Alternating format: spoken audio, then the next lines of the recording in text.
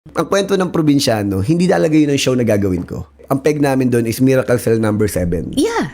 Ang nangyari, nung pinresenta namin kay Ma'am Charo, sabi ni Ma'am Charo, 1 year hindi nakita si Coco sa TV. Tapos, sa tingin nyo ba, yung mga fans niya gusto siyang makita na ganyan? Siyempre, unang-una, si Ma'am Charo yun. Well-experienced yun. Kumbaga, alam niya lahat. Yung buong creative, kami lahat. Mga directors. Wala, mag-shoot na kami. Back to zero. Ano na kayo Go ready na na kayo. Tapos sabi kong gano'n, nabang down kami, sabi ko, bakit di natin gawin yung movie ni FPJ? Sabi ko, meron siyang pelikula na tungkol sa pulis. Nag-shoot na namin yung tapos nung pinanood namin yun, hindi siya chrono. Ibig sabihin, hindi yung, ito yung kwento. Correct. Ganyan, flashback, ganyan. Yeah. Di, after namin panood, sabi, kamusta? Ako yung kaisa-isa ang hindi sumasagot. Hindi mo type.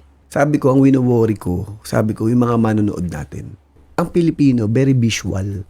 Pag tumalikod ako ganyan, nagugas ako ng pinggan. Hindi mo Pag tingin ko, masusundan. ano nangyari? Oo. Hindi mo siya masusundan na gano'n. Ang viewers ko, sabi ko, ito yung simpleng mga tao. Nagets ni Sir Deo yung opinion ko.